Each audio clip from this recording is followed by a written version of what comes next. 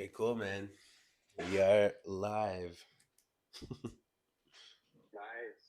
We did it. Did it. Yeah. So before we start, it only feels right for me to thank you for the push to create. Um, I identify as an artist, but a lot of the creating that I've done over the last couple of years has been um, like within a company or to myself, as opposed to sharing my gift in a way that I really want to.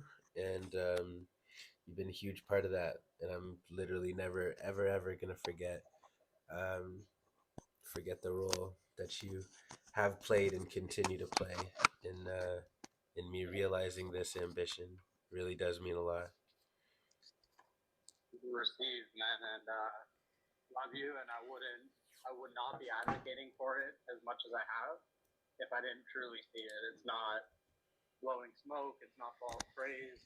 It's not misidentification. It's what I really see in you. And it's funny how some people come to see our gifts first. Others come to see them laugh. And somewhere along the way, if we're lucky, we get to see them and trust in them too. And it sounds like you started to do that, and I'm excited for this chapter. Yes, 1,000 times yes. uh, Yeah, so, do you want to set the table again for the conversation? You were talking about bringing energy and yeah, and sure, expressing yourself. sure. I think like the end goal is to learn how to play like yourself, right? To Hmm. that Miles Davis quote, and this energy piece is just critical. I don't want to lose it, and in the same breath, I don't want to lose who I am as well. Yeah, and you mentioned first of all, it makes me think of Brendan Bouchard. The talk about bringing the energy makes me think of his high performance habits, and which I love. And bringing the energy in particular is one that I struggle with. Like I'm not a high energy guy, at least not to the standard that I see other people operate at, or even at my best. So I definitely relate to this. I relate to the feeling that it's not authentic. Um, I think that some of that is learned behavior. It's kind of like when you start a new diet or you start telling the truth when you used to be dishonest, or start studying for tests or something like that when you never used to, or whatever. Like Yeah, the new behavior makes it feel foreign because it is, because we're literally reprogramming ourselves. So I definitely, um, that's my relationship with it. I think, it's funny you say you bring this up because I think I've told you this before, but um, Khalil, my best friend, he told me last year it hit me really profoundly that like it, he has to like, he has to put himself into, like, it takes work for us to talk, basically. Like he has to put himself in a state because he naturally deals with some depression and lethargy and stuff because of the epilepsy medication that he's on. And so he just told me, and I never knew that he had to like get himself up, basically. Um, uh, and you could say something similar in that sense, that that it's not authentic, and I think it's easy to understand that it is when we put it in that context. I don't think it's much different. Um, I think it's like we need to decide who we want to be in certain situations, and that's being professional. I think like I think optimizing your performance for the situation you're in is naturally going to be natural because like you'll be leveraging your strengths, you know? Like it's not like you can inauthentically be good at emotional intelligence or empathy. It's like either you are or you aren't. You might not want to practice it in a certain moment, but like you choosing to, I don't think is a reflection of whether it's authentic or not. Does that make sense? yeah. Like I say that last sentence one more time. You choosing to is not a reflection whether it's authentic or not. So basically, what I'm saying is you choosing your mood isn't um, isn't an inauthentic experience, or you choosing a certain personality trait in a given moment. Like Yeah, I think that's what being a professional is. It's like yeah. this situation requires this, so I'm gonna bring it, and then over time that becomes more natural. So yes, that's definitely one side of the coin. I'm aligned on that. Um, but like, what do you make of the part of the conversation of that? It doesn't necessarily feel like me right now. What you're saying is that you're saying that yes, it won't because naturally it's uncomfortable. You're experiencing discomfort similar to starting a new diet until it does feel like you. There's like a lot of parts about me that at one point didn't feel like me until they did, which is true. And there's also truth, in my opinion, to the sentiment that the way I'm executing it will never be me in my estimation right now. Um, and I'm trying to find that part that is me while still being and having great energy because of how effective it is and Mm-hmm. how great I feel, but also to do it in a way that feels real and sustainable. Yeah. So Like right now, I'm trying to. There's too much of me like trying to be one because he's the person I model. And by the way, he's done a lot of Brendan Burchard's work, so he's very familiar with high performing and habits. Made a great impact on his life, and it shows.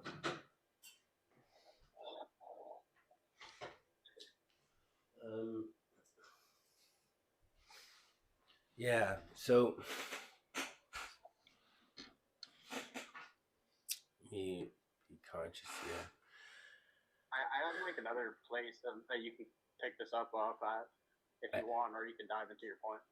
let me try to get this point off, and let's go from there. But Sure, yeah. the point that I have is that damn, I just kind of lost it. Um, Sorry, give me 1 second. Yeah, no worries.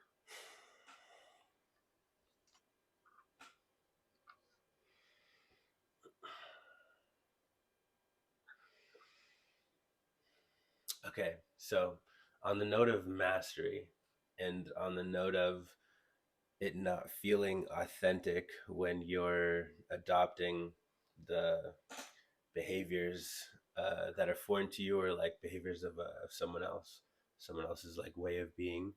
Um, I think like on the path to mastery, you're like that's how you figure out your own style. I would say like when you're in the process of figuring out, I would say the process to mastery is like, okay, I realize I have these skills and I don't embody them all the time, but I'd like to. And I maybe need to embody some skills that I don't have right now. Um, Sorry, let me, let me start again. So, what I'm saying is, on the path to mastery, I feel like you're leveraging skills that you already have in a new way. So there's some skill like acquisition there, and one of the best ways to build that skill is to practice behaviors that aren't yours and that don't feel natural. And along the way of doing that, you kind of figure out why those behaviors make sense, which is what it sounds like you're experiencing right now. So, like the whole fake it till you make it thing, whether you're doing that with the reference point of somebody that you admire, that you know, like an actual behavior that you can model after, or like the concept that you're modeling after. I think either way, along the way of like replicating those behaviors in strategy or technique or whatever, you start to figure out why it makes sense. And as you figure out why it makes sense, you evolve to a point where eventually you don't need to copy that method. You start to understand the principle of it, and then once you do that, then you can add your own creative twist and innovate it. And then the final version of that is mastery, when you're able to authentically express yourself in the way that you do whatever it is that you do. And yeah, I think that's the path that people go on. Sorry, I had you muted while I was talking, and I can't unmute you. So I don't know if you can reach your phone, but does that make sense? Yeah. Can you hear me? Yeah. Cool. Yeah, that makes a lot of sense, and that's a really great segue actually, because that's a great bridge to the point I was going to make. In that, like, that's exactly what's happening, and so there's a lot of use in practicing the activity, and I'm coming to a point where I'm trying to dissect and understand what the principle behind having great energy is. Mm-hmm. And where it's leading me first to understand that is to actually understand, well, what is great energy? What is that? What's the definition of that? And then you can understand why it matters, or vice versa. But I think why it matters is obvious. That the why it matters is it brings out the best in yourself or brings out the best in others, which is enough reason for me. And then the definition of what great energy is I've defined this for myself, and I don't need a perfect definition. What I have that's good enough right now is it's being present to the moment and like having joy, like enjoying it somehow, Mm-hmm. Mm-hmm. but mainly being present. And frankly, being present doesn't always mean being super high energy and energetic Yeah. and excited. Exactly. It doesn't.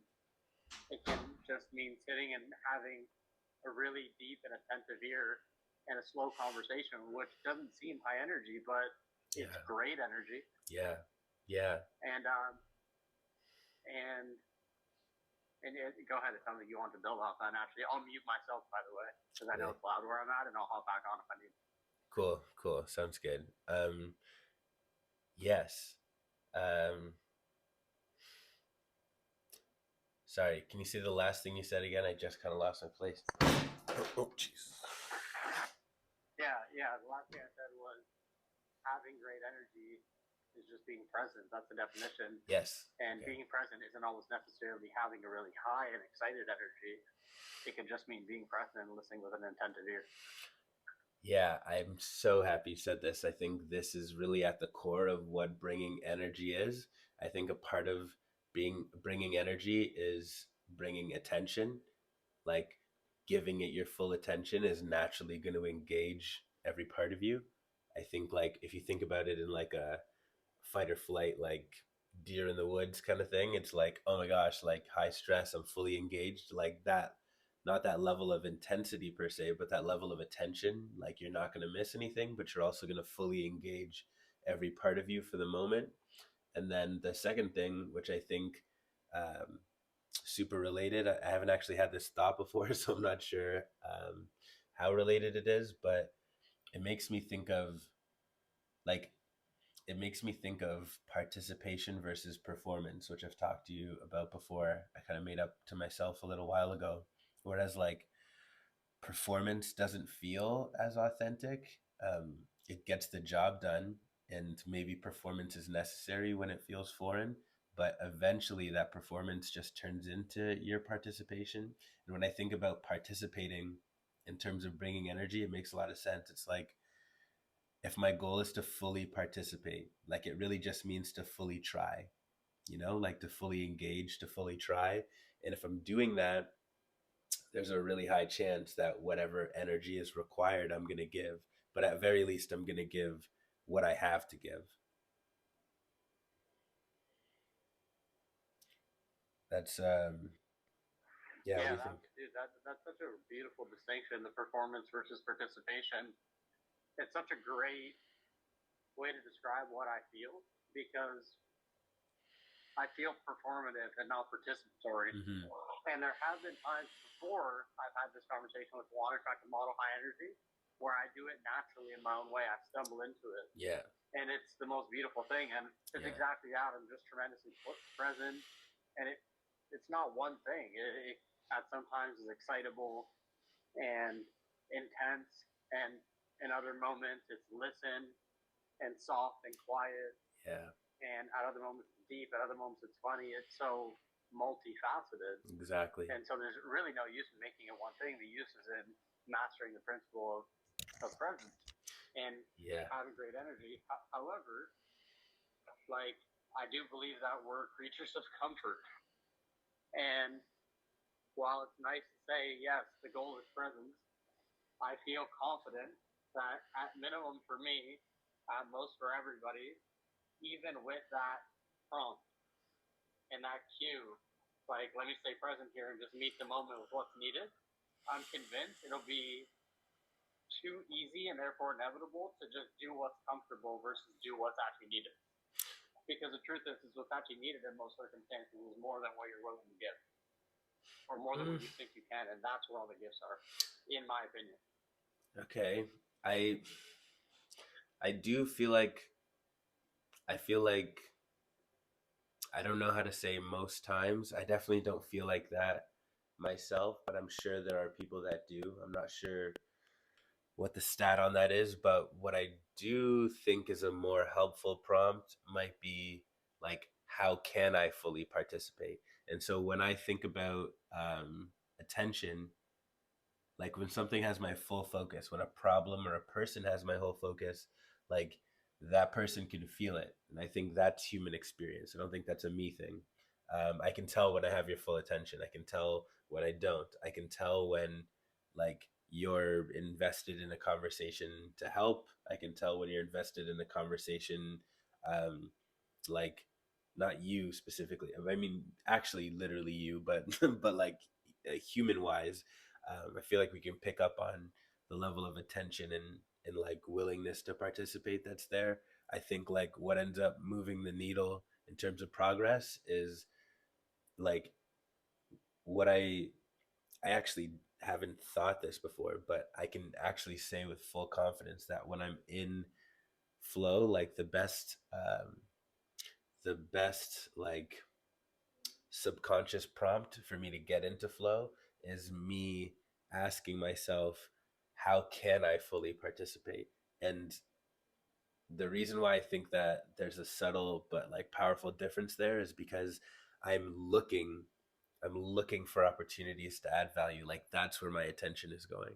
And so um, as a direct and as an indirect function of that, I'm fully participating because I have to be able to do what I'm trying to do. So, I was talking to Anthony the other day about analytical thinking and about conversation, and like there's a conversational mannerism that we've been addressing, which is like him interrupting people, and we just kind of deconstructed it, and I was like, why do you think you interrupt? I have a hypothesis, which is that you're thinking about yourself. You're thinking about what you have to say, and you're thinking about like your participation in the conversation as opposed to the person you're talking to. Because if you were focused on the person you were talking to, there's no way you would determine it's a good time to speak when they're speaking. Like it just wouldn't happen. You're way too smart for that. So the fact that you're not noticing the other person speaking like tells me where your attention is in the conversation. Does that make sense?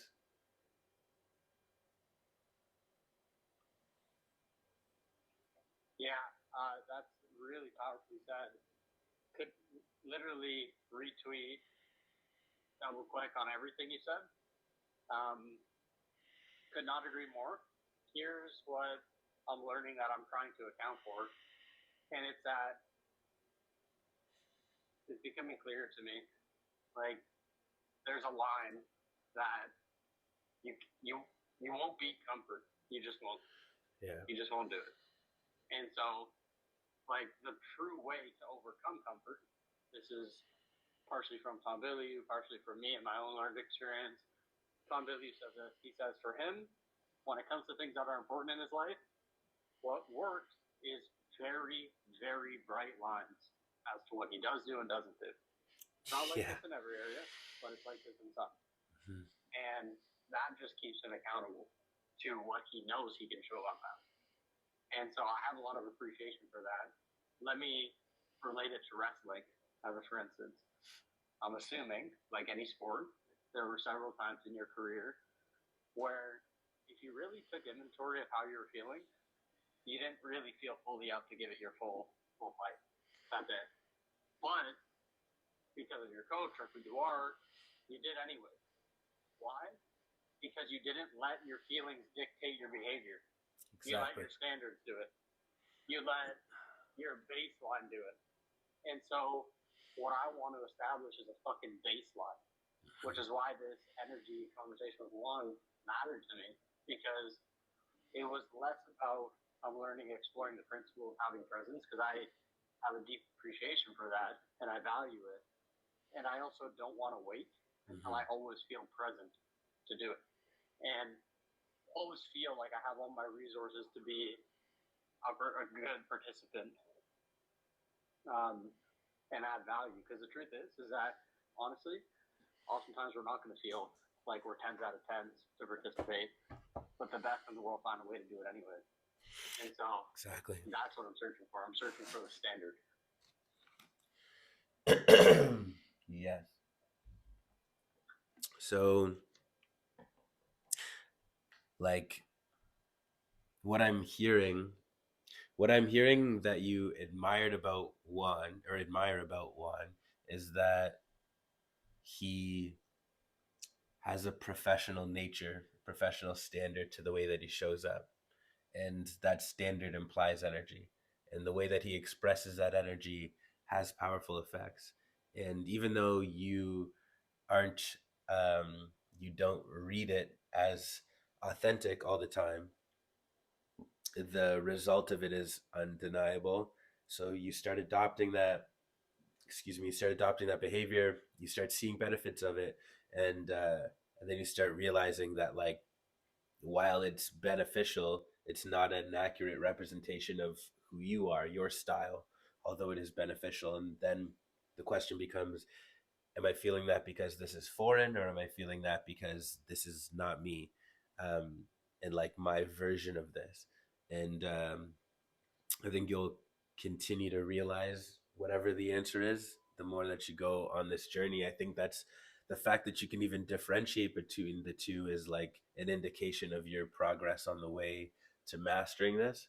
Um, I think the conversation that we're having about attention and presence and participation, it's like, yes, to your point, we always have the tools, especially if you've built the competency, we always have the tools to fully engage and participate. But do we call on them, or do we, because of our mood or the emotion that we're feeling, does that like inhibit us from fully participating?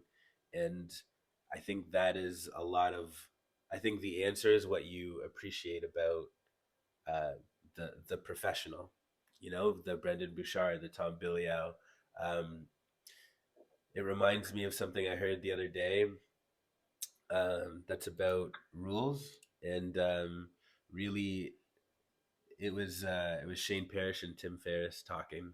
Ironically, my first podcast love favorite show, and my current, um, Shane Parrish is Canadian, by the way. But anyways, um, they were talking about, Shane was talking about, I think it was Cal Newport that told him he has rules, and that rules don't, they don't allow for negotiation. So it's like, let's say you're out with your friends and dessert comes out, and you say, "Oh, I don't think I'm going to order dessert." Like, you're usually going to get negotiated with, let's just say. But if you say like, "I don't eat dessert," you're probably going to get less negotiation, if any. And if we do that within ourselves from these rules that you just mentioned, then we start negotiating with ourselves less. And like, my version of this is waking up early in the morning. I struggled with this. Every time I fall out of the habit of waking up early, I struggle with this. And then I end up deciding that it's necessary. But something that I noticed recently was two things: one that I noticed before, and one that I didn't. One was that when I was negotiating with myself, I had like seven alarms. And when I stopped negotiating with myself, I either didn't use one or I had one just in case, which is interesting. And the second thing is that I only started waking up early once I decided, like decided, I'm waking up early. And so there's something about necessity and like your line of necessary. that that brings about a standard baseline to your point of performance. And that's what you're getting at when you reference the wrestling example from my life. And you're absolutely right. Like, it, not to say it doesn't matter how you feel, but like you can tell yourself how to feel in some sense. um, that's a skill.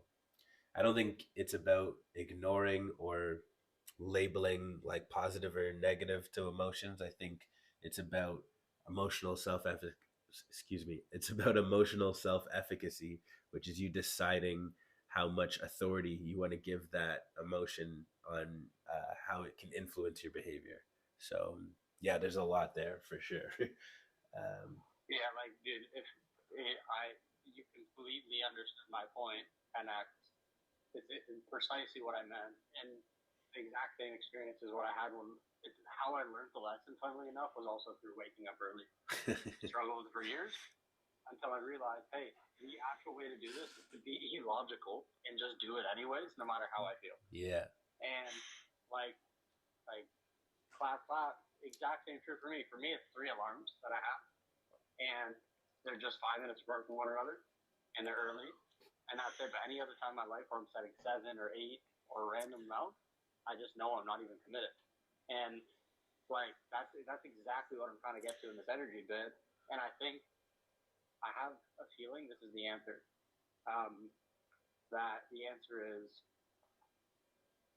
you find it in practice. That's how I'm gonna find it. Like, Yeah. I think I'm gonna find it by trying on wands. I tried on wands for 2 weeks. I know enough to know it feels good, but it doesn't feel entirely like me. Yeah. I'm probably gonna still trying it on until I work it out. Yeah. And then, like, as we've been talking, I've been like in my heart and in soul and in mind trying on different ones. And I I felt it, by the way. I felt different wow, energies from you in this conversation, which is why I'm so wow, glad we actually captured this conversation, because I can feel it. And if you ask me what your best is, which I think you should do, I think a part of your journey with this, and I'm sorry for cutting you off, but no, I think a part of your journey with this is doing some research. Talk to the people mm-hmm. in your life about what fully engaged Okay. Nick looks So like. let me start with you because that's a fucking great question. What do you feel my best is? It like so first of all, it's empathy. Your best, your energetic best is definitely energy. When you're present, it comes from a place of like, I think you're tapped into your own desire to help. And honestly, I think very similar to me, this might even be the thing that we have most in common and the reason why we're so close. It's just funny to just kind of realize here, but like I can tell that I can even tell that it's not, maybe I can't tell that it's deliberate or not, like conscious or unconscious, but that's not the point. I can tell when you're fully dedicated to being present, and when you are, it comes from, it feels like it's you tapping into the like core ethos that you talk about a lot, you know, like I can feel when like your desire to serve is being tapped into, and it feels like patience, and um it feels like supportive, it feels like stern when it needs to be, it feels like loving and caring when it needs to be. It really just is whatever it needs to be.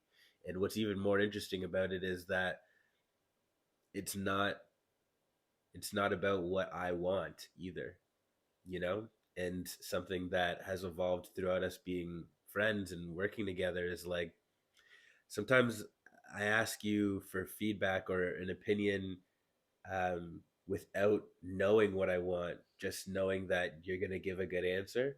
And sometimes I get feedback from you that I don't want, and I think you're wrong, and you are wrong.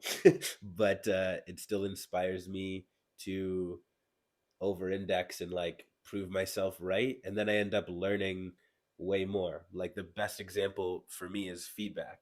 Like that instance that we had, like I fundamentally don't think that in that specific instance you were right, but my response to it was, let me make sure, you know. And then I ended up diving into feedback, how to give it and how I receive it in a way that elevated that competency in me so much that I realized it was way more important than I thought it was, and it's added to the curriculum that we offer at Grow, you know, and that wouldn't have happened if it wasn't for that interaction with you.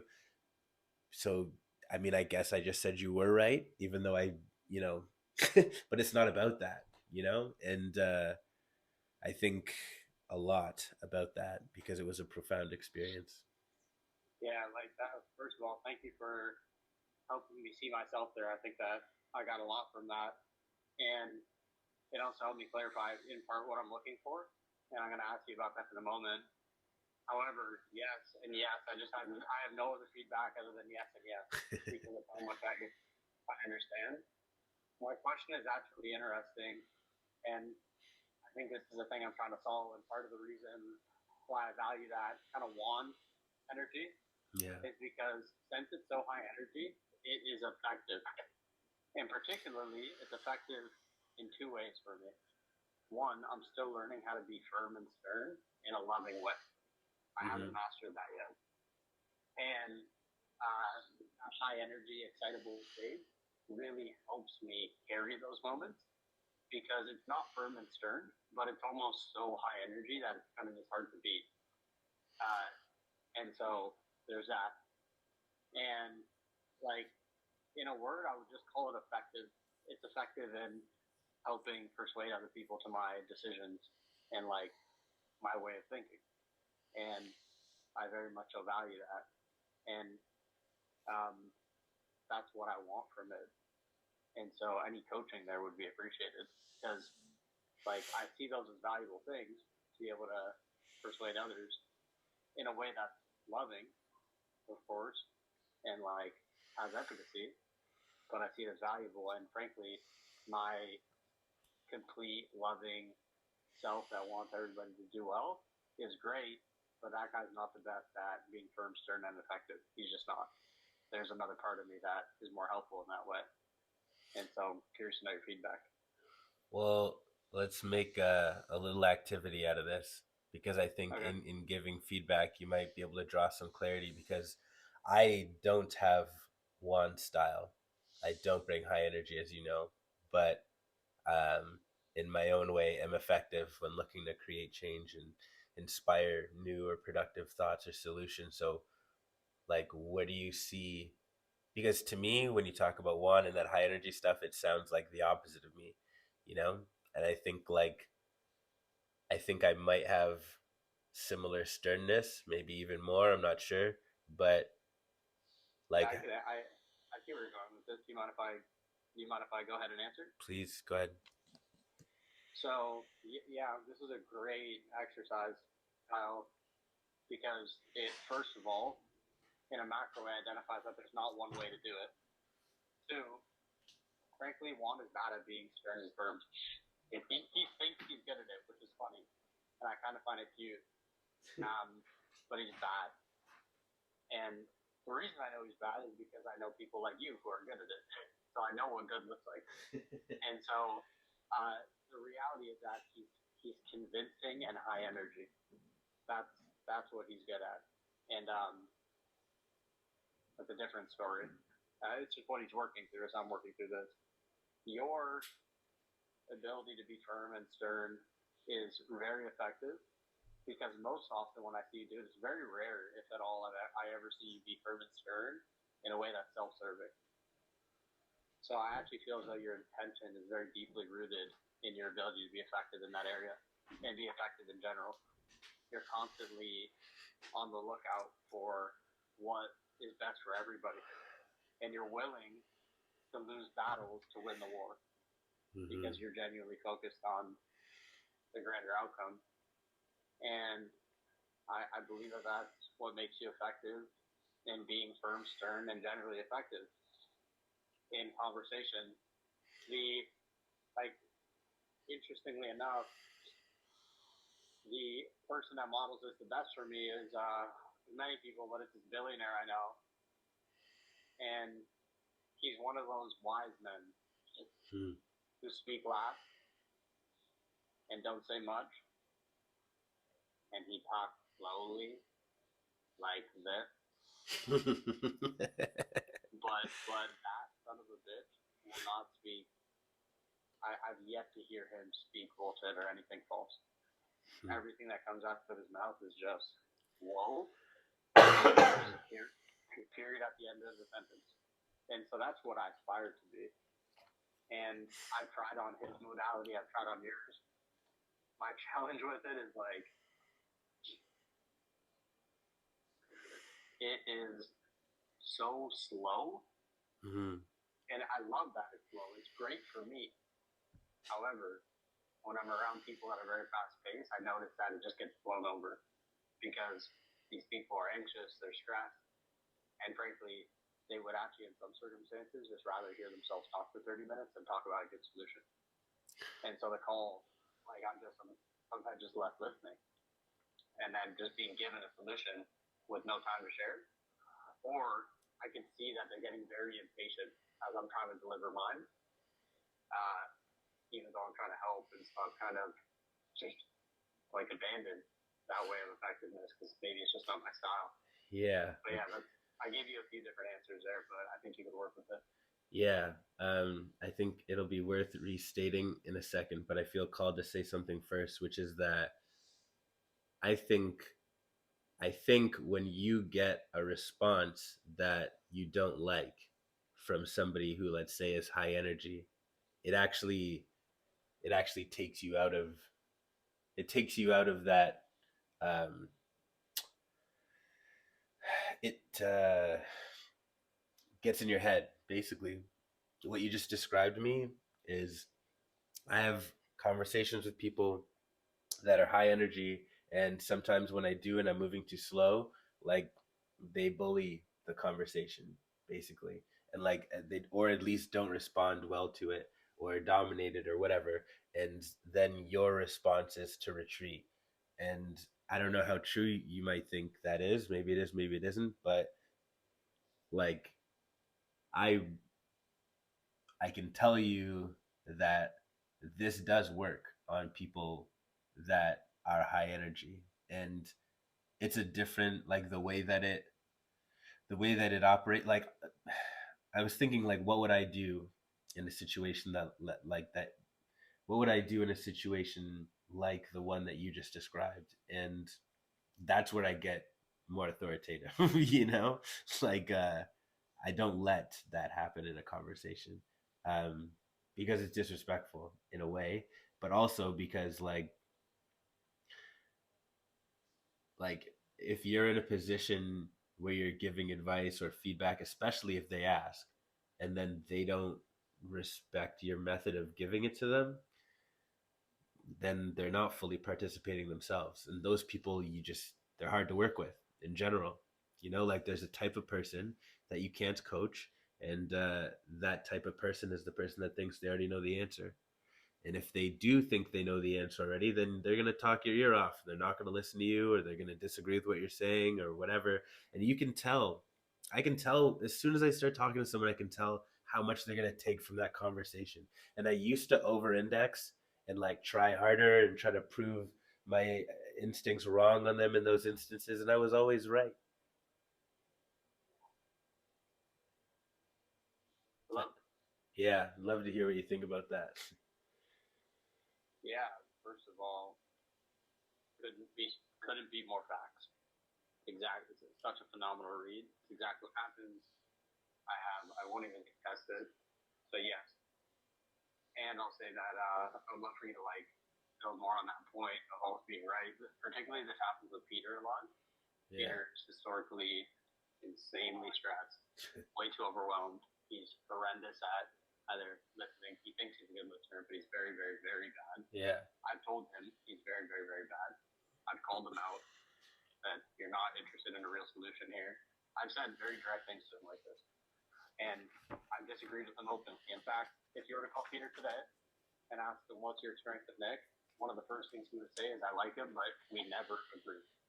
That would be like that's how I have a reputation for disagreeing with him because Yeah. of how and frankly he's always wrong. Like and I'm like I'm not. This is so far from ego for me I just have too many examples of him being so outright wrong. He'll send us on fucking goose chases saying you need to get this on the Twitter, and for months we'll just do what he says, and I'll just watch engagement tank. And before we do it, I say, dude, this is the wrong way. Here's why. No, we have to do it. Great. And we've done maybe 10 of those, and they all suck. They all result in loss. Every single one. And like, dude, it's ridiculous. And so at this point, I just kind of concede. Like, and he's starting to notice because I'm like, I've concluded this motherfucker is not. He's just not down for actual advice. He's just convinced. Nope.